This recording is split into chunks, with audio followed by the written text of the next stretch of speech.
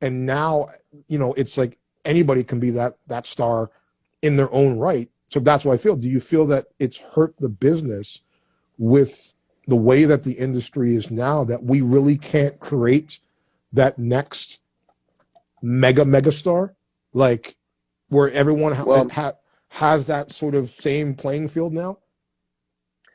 yeah, I mean, here's what I think. I think that are there some drawbacks to the advent of this incredible world of social media? Mm-hmm. Absolutely, absolutely. Um, but the other side of it is that if we don't get with it and we don't do like what we're doing and we don't kind of figure it out, if we Mm-hmm. resist it, then we go the way of the dinosaur. You know what I mean? And it's tricky for our age bracket because the kids, the guys, not kids, but the generation that's even just like 10 years below me, Mm-hmm. they they kind of grew up with all this, the social media. It's part of their vernacular. It's the way they think. It's literally they use words that aren't even words, that just are things that are part of social media now. And that's amazing. And I feel like I'm going backwards and having to play catch up to stay on top of the tools. Because the Mm-hmm. reality is like I was saying, if if if I meet my match in an audition room, Mm-hmm. you know, 20 years ago, it came down to, gosh, who's right for this part? Who's right for this part? And who killed the audition? Who Mm-hmm. who who laid it out? They're both right for the part, but this guy really laid it out. He's getting the job.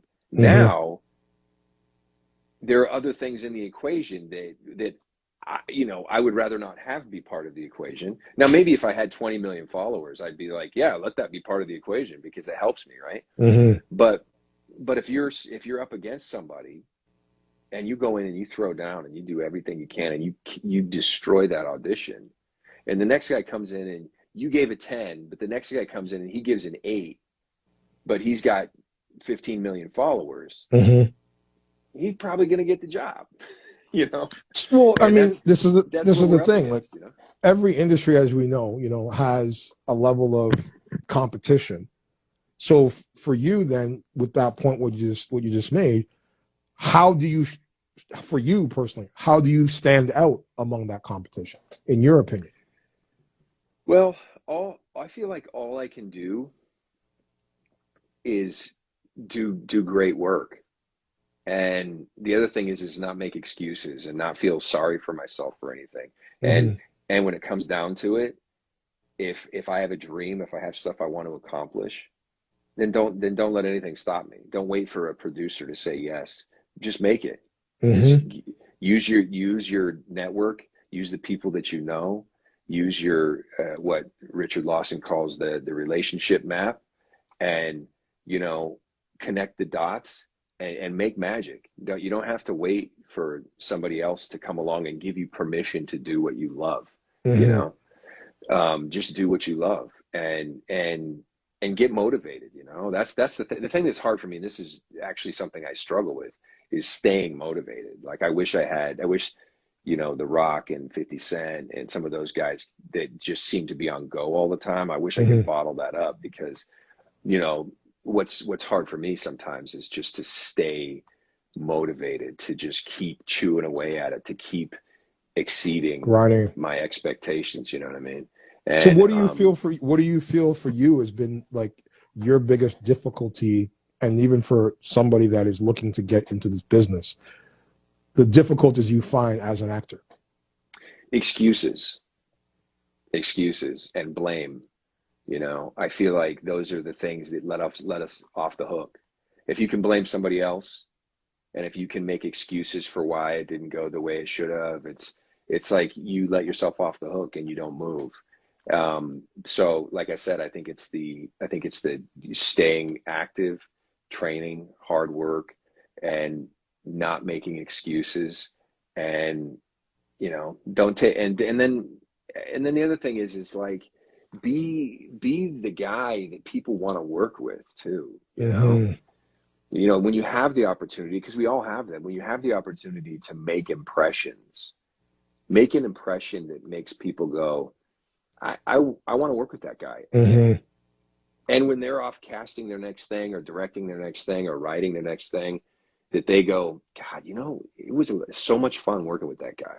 Well, it's what we talked about before about winning the Yeah, room. Like about winning the room is the most important thing. Where you may not get the job, but if you yeah, win the room and people say, you know what, like this guy may not be the the right guy for this project, but he brought something that we like in the sense of his performance, but we also like his energy and everything as a person.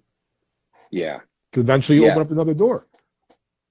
yeah. Yeah, I agree. I agree. Now, the thing that's hard now is that everything is, and I'm still learning this skill set, but um, now that damn near everything is self tapes, And right? Zoom. You know, and Zoom and stuff like that. Winning the room is different. So Mm-hmm.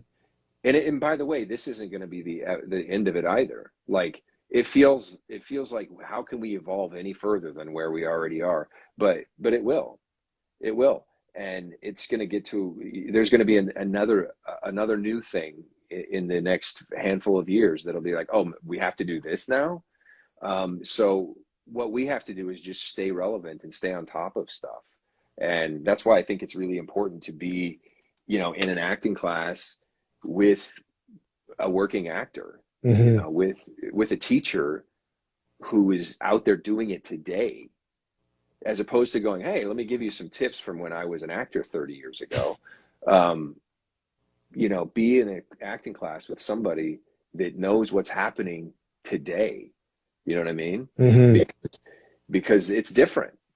What's happening now is very different. Like, Different. I like we talked about, like you just mentioned, winning the room is my favorite part of auditioning was winning the room, and not the audition, not the acting, but just going in and being like connecting with people. That's where Mm-hmm. I shine. Connecting with people, making people go, because this is what they're going to do. I mentioned this to you before, but you're going to go in and they're going to go, all right, so is the rest of the cast and the director and myself going to want to spend the next 2 months with this person, Mm-hmm. day in, day out? Do I want to deal with this person? And if the answer is unequivocally, unequivocally, that's right, yes, then you're golden. Mm-hmm.